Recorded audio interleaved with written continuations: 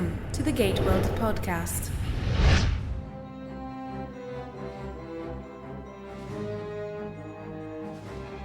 Welcome, everyone, to episode number 146 of the GateWorld podcast. I'm Darren. And I'm Adam.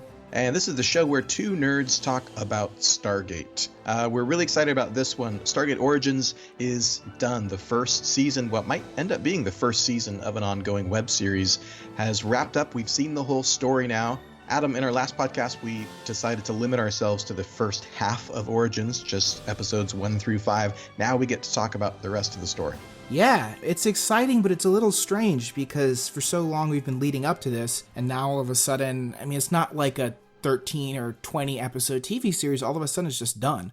It's like, oh, wow, there's a new Stargate kid on the block, essentially. So it'll be nice to discuss it as a whole, because I know a lot of people were struggling to digest certain chunks of it and how it will all add up. So, this is where we really get to sit down and look at what does this look like and how does it fit into the Stargate legacy. Yeah, it was a long time with no new Stargate out there. Stargate Universe went off the air in May of 2011, and then it was July of 2017 before we got the announcement that Origins was coming. So there was this kind of dry spell, and then there was months of build-up and anticipation for Origins and what was it going to be like, and it streamed on StargateCommand.co for about a month, and now it's over. Yeah, and it's different because there's no real precedent for releasing a new Stargate series on its own platform or digitally or in this format, so it's like you kind of have to tear up the rule book and just experience it differently than you ever have before. Well, there's lots to talk about. There's lots in the second half of the story that I'm excited for us to get to. There's also some news to cover briefly before we jump into the main discussion. Stargate Origins related news. Of course, you can still go to StargateCommand.co. The first 3 episodes, they're 10-minute episodes. The first 3 out of 10 are free. And then you can sign up for an all-access pass if you want to watch the whole thing. Now, there were some grumblings and complaints, and I think justifiably so, that the all-access pass is not available everywhere. It was available in the US, the UK, Canada, Germany, Australia, New Zealand. That's lots of other places in the world where Stargate fans couldn't watch this, but now we're glad to report that they will be able to see it soon. Stargate Origins is going to get a feature cut. So they're going to take those 10 episodes, they're going to squish them all together so that it plays as one big movie, one big story. And then the final cut is going to be available for sale digitally worldwide. Most places where you couldn't see it before, like France and Italy and Japan and other places, it'll be available starting this summer. Right, and that's exciting because I think part of the critique of the show wasn't even about the material itself. It was just the frustration and lament that it was only available to certain, segments of Stargate fandom. And you have entire countries like France who are known for their very passionate fandoms, and then I think they felt kind of left out. So this is really a chance to not only breach any barriers, but also see it laid out in a feature format, because it is 10-minute episodes, which adds up to about a feature film runtime. So it's going to be nice to see it from start to finish more seamlessly. Yeah, it was a little bit frustrating, I have to admit, to watch it in chunks. Yeah. When I finally sat down to watch it with my wife, we waited until the entire thing was complete, right? I had seen the bits and pieces as it had been released, but it was all finished. It was all done. We just watched it straight through. So we watched it more or less as a movie. The feature cut's going to be really great, really handy for people to be able to do that and see the whole story. Yeah, absolutely. I think this is a story that you have to watch all at once, right? Because it was streaming for over the course of about a month. And all through that, we continue to see fans kind of grumbling about, well, Catherine doesn't go through the Stargate. Catherine's not supposed to have ever seen the Stargate right. dialed before. We kept saying, you got to see the end. You got to see the end. Absolutely. There is an explanation for this. You may or may not like the explanation, but you have to see the end to understand why this still fits into canon. So watch it all at a run. That's my advice. Totally. So, Adam, how you been? Tell us a little bit about what else you've been working on at GateWorld these days. There's a lot going on. There is a lot. I've been doing a couple pieces, one which isn't out at the time we're recording it, but probably will be around the release of the podcast, about Stargate's return and, what this means for the franchise. What are the options going forward? What forms are we going to see the show take on in terms of, web series, TV, movies? I also want to do a column under the Stargate's Return banner that covers a filmmaker wish list, which you and I talked about. Who do we want to see that we haven't seen before take on Stargate? So just a lot of cool stuff that kind of adds to the experience and discussion of Origins. I've also been doing a couple interviews. I interviewed Mark Ilvidson, the writer, and Daniel Rashid, who played a young Kasuf. And I'm looking to do a couple more Origins interviews over the next few weeks to keep the content rolling out and keep the hype up. That's great. But it's really exciting for me, having been running the website for so long, to see new interviews coming in, right? New Stargate means new actors and new directors and writers for us to go and talk to and get the kind of inside scoop. So I spent a lot of time recently editing your Daniel Rashid interview, which is up on gateworld.net now. That was a lot of fun. He's a fun guy. Yeah, he was just like brimming with excitement during the interview. I could kind of feel the energy and the passion he had to talk about Stargate. And it's fun to think, these people just a year ago were, they're actors. They're just working, and they get this and they kind of get ushered into a family of sorts, a weird, dysfunctional yet eclectic and passionate family. And so I think to see people go on that discovery, I've been following Stargate for over a decade, but these people, they might have only heard of the franchise and now they're in the thick of it. So it's a mix of getting to see that new generation be a part of Stargate and also, like you said, get the inside scoop. Yeah, well, you're doing great. Tell us about the Legacy series a little bit more. You've been working on this it's been going, I think, a couple of years on the slow train, mostly because of me, mostly because I'm not getting around to getting them edited and published. But this was, when you first came to GateWorld, this was one of the first things that you brought as a contributor. Yeah. So towards the end of high school, as I was about to transition to film school and was wrapping up on my really adolescent experience, I was realizing how much Stargate played a part in it. And I wanted to kind of document that and share that passion. So I shot a video, and it was my last semester of high school, for GateWorld that was supposed to kick off the column. And that's actually up. It's uploaded like 4 years ago, but it's up there. And I had started to write some entries, and it wasn't just you, Darren. What happened was it was empty. After SGU went off air, after a year or two, it just kind of, any news stopped pouring in. Between, I guess, the feature news about the Dean Devlin's movie came in 2014, but 2013, 2014, there just wasn't much conversation going. So that kind of got pushed by the wayside. But last summer, with the announcement of Origins, I sent you a message that said, "Can I finish this column?" And you're like, "Yeah, dude, go for it." So yeah, let's kickstart it again. The video is an introduction. I'm doing a column that's examining 3 episodes from each Stargate series, picking very seminal or important or personally impactful episodes and kind of examining why after all these years they hold up. And so right now I'm almost done with Atlantis. The last Atlantis episode I'm going to do is called Broken Ties in season 5, which is a Ronin-centric story. And I'm thinking about doing a bonus round for Vegas from season 5 as well, because it's just such a slick and stylish episode. Good. So there's going to be about 10 of these. Yeah. And then the Legacy series will wrap up. You're obviously working on other things for GateWorld as well. These are a lot of fun to read. I encourage people to go and read them. I've been really interested in the specific episodes that you've been choosing, because some of them are, right, some of the big episodes that are beloved by fans worldwide, they're kind of obvious, like Heroes. Right. Heroes is really commonly cited as one of Stargate's very best episodes by fans and by the cast and crew alike. But then you've also chosen some of these kind of smaller, a little bit more out of the way, less talked about episodes, like Childhood's End from the first season of Atlantis. I'm fascinated by the episodes that you pick as they've impacted you. Right. I've tried to mix it between, greatest hits and underrated gems, if that makes sense. I was rewatching Atlantis last fall, season 1, and I saw Childhood's End, and I just kind of stopped in my tracks and was like, darn, this is really good. Like, this is a great episode. And I kind of want to capture that because, I do have Midway and Heroes, and I do some of the real well-known episodes, but there are some that, like, with, 360 plus episodes of television, some get lost in the mix. And part of the purpose of the Legacy series is to bring them back into the discussion in the limelight and say, why are these so impactful and maybe why have they been forgotten? That's great. So for people who have been visiting GateWorld and following the social media accounts, you'll realize that content is starting to pop up on places other than the website.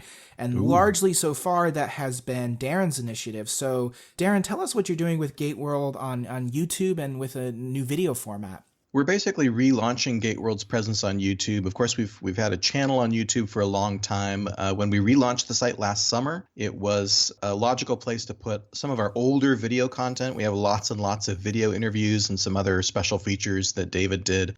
The site's been around for a long time, and when we did these old videos, when we started GateWorld, when we were doing kind of interviews and news coverage and such, YouTube wasn't a thing. That's how long GateWorld's been around. GateWorld's been around longer than YouTube. Social media wasn't a thing yet. So we're kind of entering into this new era of Stargate. We have Origins going. Hopefully we're going to get a fourth series one of these days. And so it makes sense for GateWorld to kind of continue to grow with the internet. And there's a ton of people on YouTube. I spend a ton of time there watching content. A lot of you youngsters today watch more YouTube than you do watch television.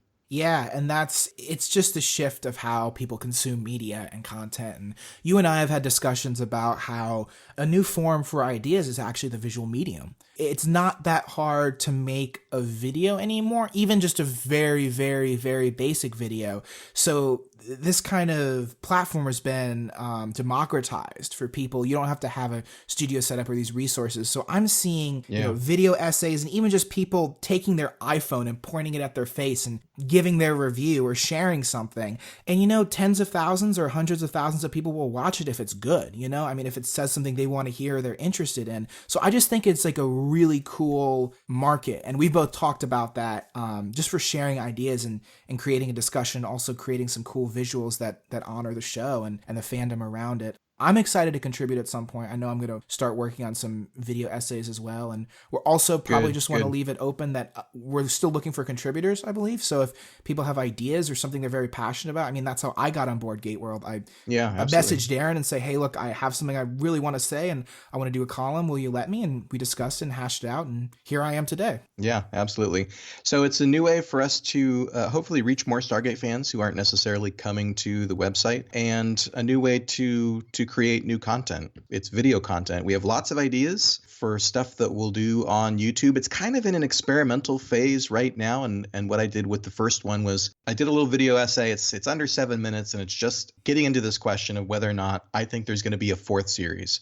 Aside from Stargate Infinity, the animated show that shall not be named, and aside from Stargate Origins, which is obviously a kind of a short form web series, is the time right for MGM to give us a fully budgeted, full-length television series? So that one, I kind of put it out there as a trial balloon. It was my first video, just kind of see what it takes to make, if people respond to it, and boy, people responded to it. It blew my mind. I was even telling you that it was going to be received well, but this kind of surpassed even my highest expectations. And even with, the Origins trailers that came out on the official Stargate account, they racked up a view count that took the trailers from Stargate Universe or Atlantis, a decade to achieve, or 5 or 6 years to get up to like 500,000 views. And it did that in a couple days. So, you have, I just said, the people are hungry out there for more Stargate and hungry out there for visual content. And that's something that I think fans should be contributing to and should be adding to the discussion. Yeah, so we should also say, if you are listening to this podcast on your iPhone or one of the kind of more traditional routes, the podcast is something that's going to live on YouTube as well. So you'll still be able to get the GateWorld podcast through your subscription service, through your favorite podcast platform, but there'll also be a video version of it up on YouTube for people. The main discussion. Once again, our main discussion topic today is Stargate Origins. We're going to talk about the entire thing. Our last podcast, we limited ourselves to the setup. The first 5 episodes are Brooka shows up with his Nazi posse, takes over, dials the Stargate, takes Langford through, and then Catherine goes and gets Beale and Wasif. In episode 3, they dial the gate and go through. We meet Aset, the Goa'uld, who's ruling the planet Abydos. We've got the fight with Serket in episode 4. And then at the end of that, we meet Kasuf. And we're off and running with Kasuf in episode 5. So that's all kind of set up for the story. Now we get to talk about everything that happens next, how it pays off, and how it's going to connect up to the Stargate movie and sort of set the stage, right? Episode 10 especially is putting a lot of the pieces on the chessboard to get ready for the feature film. So, Adam, what are your overall impressions of Stargate Origins now that you've seen the whole thing finished? It feels whole. I think that's one of the things that I realized at the end. It's like, however flawed or however it goes about in accomplishing these story threads, at the end of the day, it feels in some classical sense like you would feel walking out of an older Stargate episode or Indiana Jones, where it's like, I've been on a complete adventure. I've seen a whole story. Yeah. And especially in the second half, we didn't get to discuss this in last podcast, but it gets pretty mythologically heavy, which is a good thing. I mean, one of the common comments I've seen across a lot of different, fan sites or social media is like, fans are saying you got to get to like the last 3 episodes because it feels like true Stargate. It took some time to get there and it did take some setup, but I think with the GateWorld and with Ra and with the Nazis, it just, and especially the mythology of the gate and of Naquadah and the power that comes with that, it felt like Stargate, and it just picked up steam and got into its own right towards the end of its 10-episode run.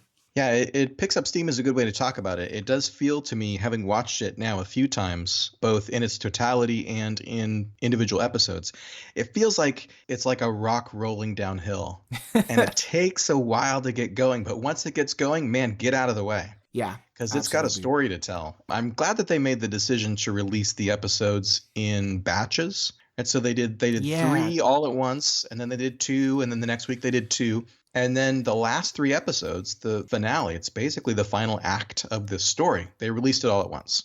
Right. I think that was a really good idea. This actually brings an interesting discussion topic in the limelight, and that is binge watching. When this is watched straight through, as you would with a feature cut, or even if you're on the site and just clicking the next episode as soon as the credits hit, it feels very different than watching 3 and then 2 and then 3. I feel like people might be more receptive to the feature cut just in the future. And this also goes for past shows. I mean, Stargate Universe, when it came out, a lot of the first half of the first season was just setup. That was a common complaint. It's like I have to wait week after week after week for more setup. The thing is, when you go and binge watch that show on Netflix or Stargate Command, the setup goes by a lot faster than you would remember. But when it's airing periodically, people's attention can wane and people can get frustrated. So that's just something that's interesting to see across both a digital series and a TV show. And in both cases, it's better when you just get to sit down and watch it at your discretion and not have to be stopped. There's some shows that just work better when you can binge them. There are a lot of shows that I watch weekly that, man, I just lose patience with. But I know that when I go back and I watch them on Netflix or wherever, I can binge them. Yeah. Some of the tediousness of some of the storytelling or the repetition, you can forgive when you're able to rush on to the next episode, and it's a great one. Because once you get the payoff, and again, I gotta stress, some of the strongest episodes are in the back half of Stargate Origins. So when you watch it all together, your mind kind of erases any of the more unpleasant memories of exposition.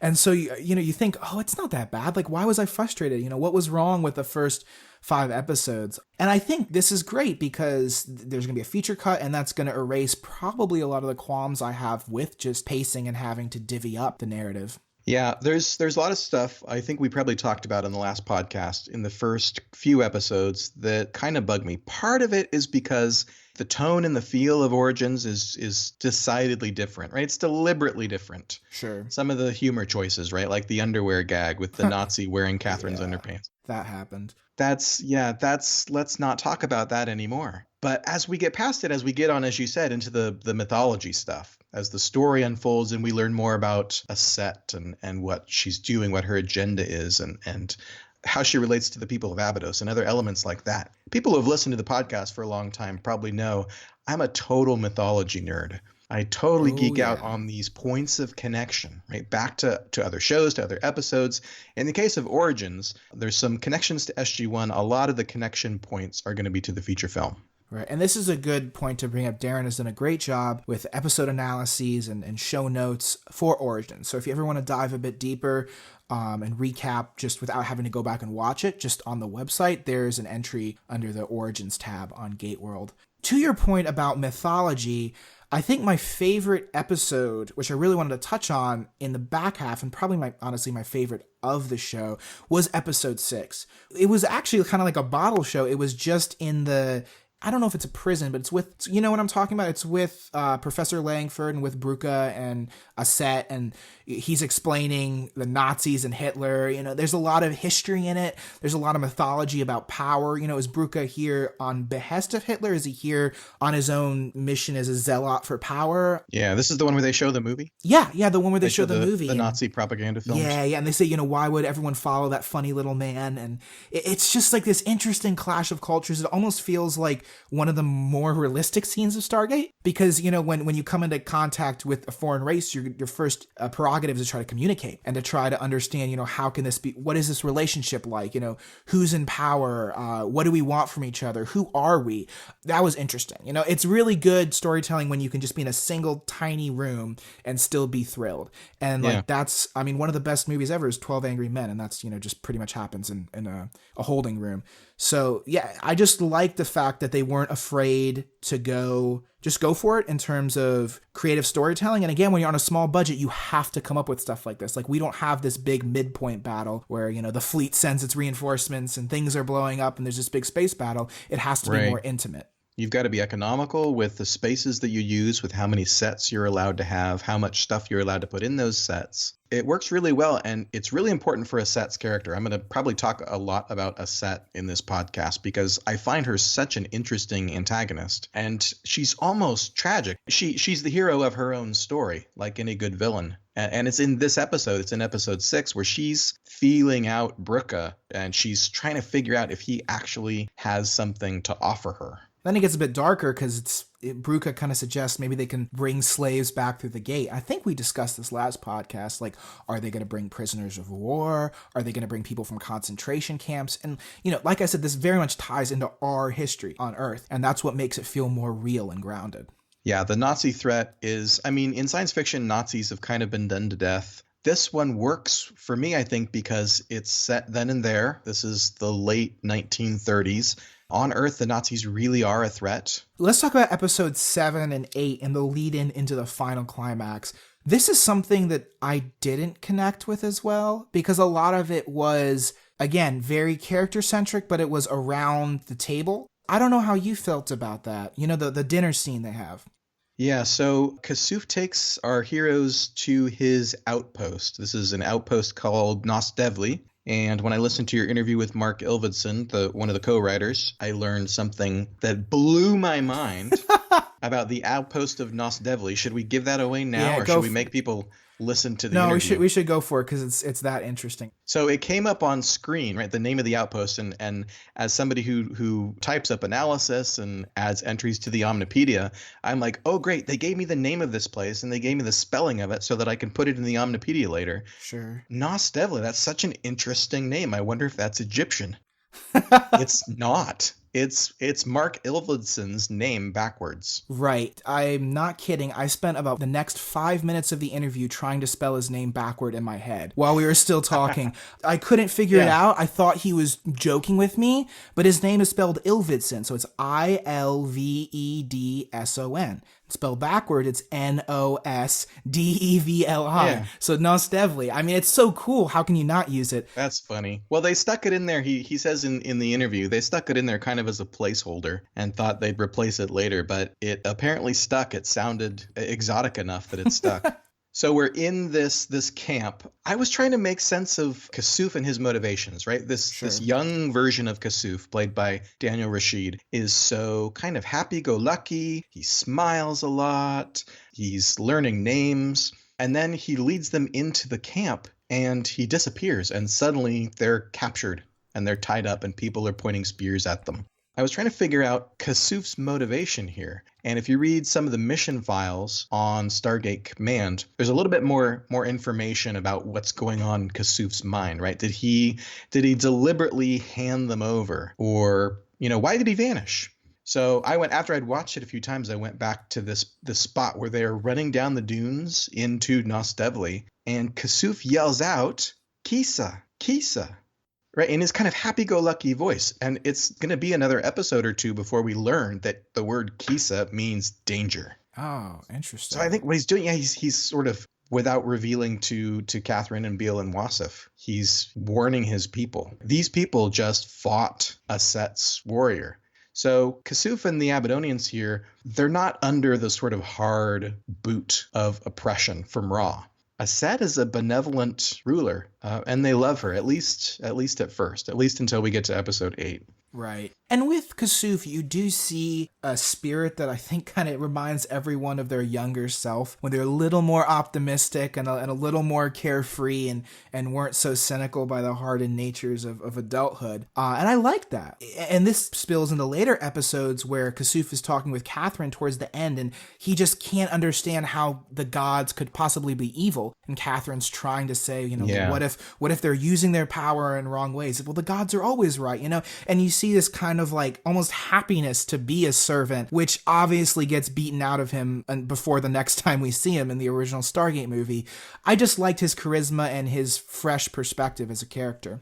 Yeah, and I love that scene. That's in episode 9, and episode 9 ends up being maybe my favorite in large part because that scene is so poignant. That scene is so touching where Catherine and Kasuf are on their way to the caves. And they stop and they have this really interesting little theological discussion. So that really resonated with me. Not in the way that Kasuf is just kind of being naive and isn't he sad that he believes in these things, but right, he says to her in this really touching way, even if your gods don't walk among you on your planet, I believe that they're still there and they still love you. Right. That's pretty deep. Really, it's emotional. Yeah, it's really poignant. I think it's a moment in Stargate Origins where it sort of pauses, takes a breath, and is elevated beyond itself. I wish there were more moments like that, honestly. Yeah. I think it could have used that. With Kasuf, it's funny that we talk about this. It reminded me of like if someone's in an abusive relationship and they're so in love and you're like, you gotta snap out of it. And that's what Catherine's trying to play the role of almost a friend. Like you see her start to care about Kasuf in a certain way. And she wants to tell him not to wield this hammer of truth and break his heart, but she wants to like set him free. She wants to let him know he's worth more than just being mining minerals for a dictator, essentially. Yeah, so but she's not in a place to liberate him. The way that Jack O'Neill and Daniel Jackson and their team would do for the people would help to sort of spark this uprising against Ra. Catherine in this moment is not in a position to do anything to help free Abydos from the Goa'uld. Absolutely, yeah. It's more self-survival. Find my father, get out alive. Yeah. So I see what you mean by episode 7, which is when they're sitting around the table. She's looking in Broca's journal. They're smoking the peace pipe. They're getting to know the Abydonians better. It's sort of this calm before the storm. So if you look at Origins in terms of a traditional 3-act structure, this is kind of the quiet moment before everything gets really loud again. And the action's going to start in episode 8, which is when Aset brings Broca to Nostevli and they have this fight scene. I think it was nice to have a breather. I'm not sure I agree with the kind of breather we got. 2 points specifically, which I know we probably should discuss. One, yeah, some stuff happens, doesn't it? There's one scene where I still don't understand it. I feel like it's like a camera test and not an actual scene. I mean, this is really harsh, but I'm just going to go there. Where Catherine's sitting with the journal and she literally speaks out loud the entire plot and then says, oh my gosh, we have to stop Broca. As if that thought, as if Nazis roaming around on a planet, an alien planet, is not a problem, trying to broker deals with very dangerous alien race. It was one of those more confounding story choices. I think it's an example of if you look at that dinner scene next to episode 6, where there's, this thrilling, really important discussion. And then there's a scene where Catherine's just reading a journal out loud and kind of recounting the plot in her head. It doesn't quite work. And if you pair that back to back with this kind of immediate hookup with Beale, it's probably like my low point of Origins, to be honest. She's kind of playing catch up, right? Because we've been watching all these scenes between Broca and Aset. And we've been seeing how he's using her father to translate for him. Sure. And it's in this moment where she's just catching up with what's going on. What's Broca doing here? Why is he using Professor Langford the way that he is? So she's kind of catching up with what the audience already knows in some ways. Certainly. It comes very suddenly. And both that and her relationship with Beale is very sudden. If you're not paying attention or if you don't fully sell it can throw you for a loop. Yeah, and it does throw me for a loop, the relationship with Beale and where it goes after the dinner scene. Right. Let's put it that way. into the tent. It kind of bugs me, not because I'm a prude about this or anything, but because their relationship has been so caustic up until this point. Yeah, I agree. He's really impatient with her. He's really kind of chewing her out sometimes. And then they have a breather, they have a peace pipe, and I don't know if that moment is earned. I think, and I talked to the writer, don't even know if this was Mark Ilvison, I don't even know if it'll make it into the interview, but he said, when you're in a dangerous situation and you think you might die, you're way more likely to form emotional or physical bonds with someone around you as a means of comfort. So in that sense, it's very believable. However, yeah, I think that's fair. From a character standpoint, I don't think it's earned. And the other thing is, I really do like Beale and Catherine individually. I don't like them together. As characters, they're great. As a couple, it's a little uncomfortable, and like you said, probably not the healthiest dynamic. That said, it ended pretty quickly, and thankfully there wasn't a huge focus on that night in the tent that we shall say nothing of.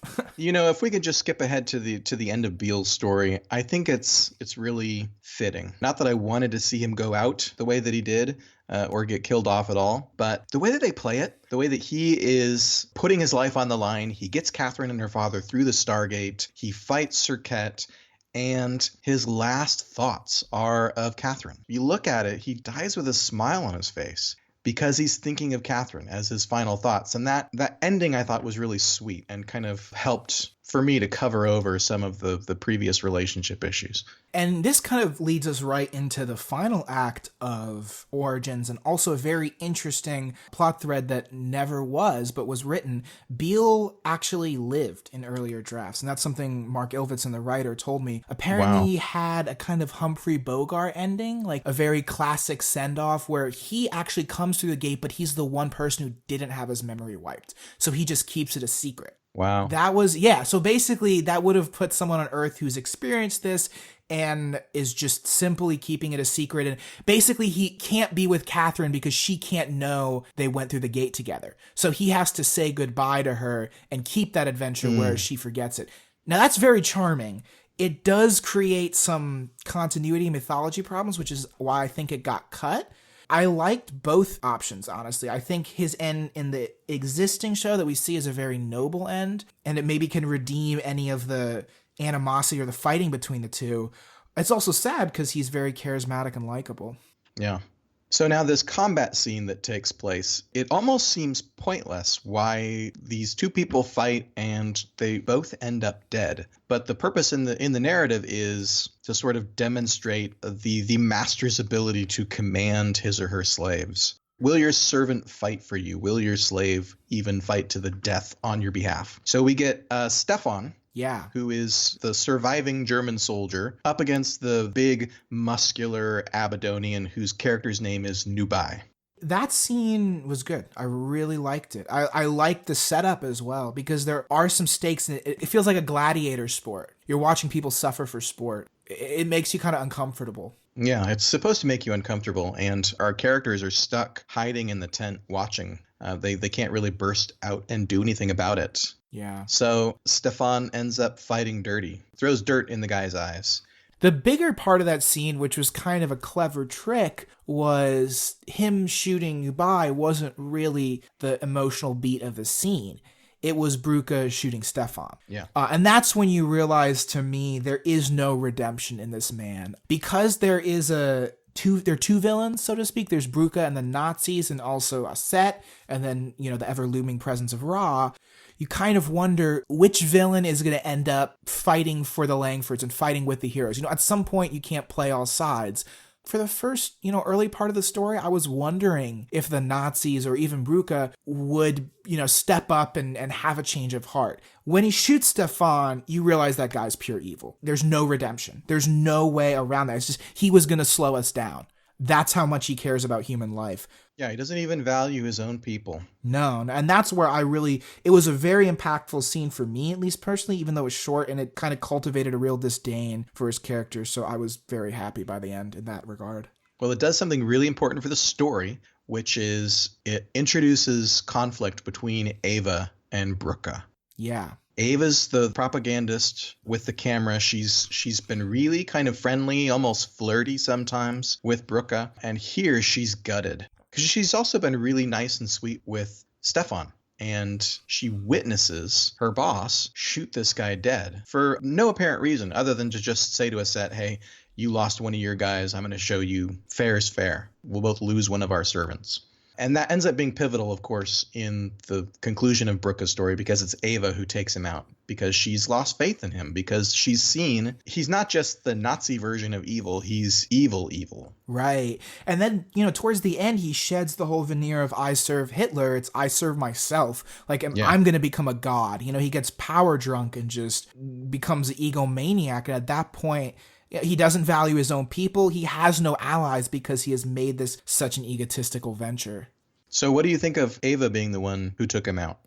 It's good. I like it. It's a trope that's been done, but in this case, like I said earlier, some moments weren't earned. This one was earned. The setup was adequate. Yeah. And you felt, like I said, you felt this hatred for Bruca, and you see people, you see Ava, starting to question his ability to lead. And so in that case, it's one of those, yeah, get him moments. And it gives him to her character. She thought they were on the same side, right? She thought that they were doing this ultimately for the Fuhrer and for the German fatherland. Right. And so she sees Brooke as betrayed even that thing that she thought they had in common.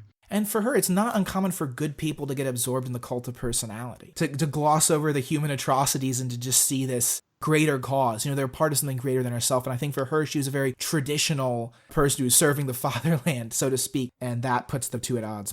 So the Nazi story ends here. Yeah. Ava ends up moments later being shot down, presumably shot dead by Serket. So this one storyline of one set of villains, which is Bruca and the Nazis, comes to an end at the beginning of episode 10. And then the rest of this conclusion, this payoff, is all about a set. It's all about what she's doing and her relationship with Ra. And ultimately, of course, Ra shows up and is going to drop the hammer. And that's fun because it's a legacy character. You're building up the anticipation. He's a presence that's mentioned but not seen, very often. Kind of like, the Emperor was in Star Wars and Empire Strikes Back. It's this looming presence of evil, but it only comes at a very pivotal moment. What did you think of the whole ending sequence? Because in terms of plot and mythology and characters, especially Catherine Langford going forward, this is a really, really pivotal episode. It happens really fast. I'm pretty happy with how it all sorts itself out and how we kind of deal with the continuity issue, with the memory wipe, the sort of reset button that gets pushed. So Catherine and her father end up back on Earth, but they don't remember anything that's happened. Kasuf ends up on his way to Nagata to become the leader of the Abadonians. Basically, everybody else is dead. Well, Wasif and the Abadonian he met, because the whole thing is, I can't find love, and as someone who's gay in the 1930s, it probably was very difficult to find someone in Egypt in that cultural landscape. So on one hand, it's great that he finds someone and goes on this adventure and stays, but at the same time, it's almost a nihilistic pursuit. It's because tragic. He ends up in the service of Ra by the end. He gets the armor donned and essentially gets turned into a brainwashed zombie for the cause. And I expected, as they were going into that battle, they have this kind of whispered conversation. I was expecting Wasif to tell Beale that when everybody goes home, he's decided he's going to stay here. The fact that he does stay, and he's now this brainwashed soldier of Ra alongside of Motok, the Abadonian, it's tragic. It's really sad. And the same thing goes for Kasuf. He's hypnotized by a set, and she tasks him to lead the Abadonians. And that's something where it comes in contrast to Catherine's discussion with him, because Catherine says, you can be set free. The gods, this is not right. The gods shouldn't be doing this to you. And she's trying to pull him out of this situation. And Auset sucks him back in the situation and kind of dooms his life to servitude, essentially.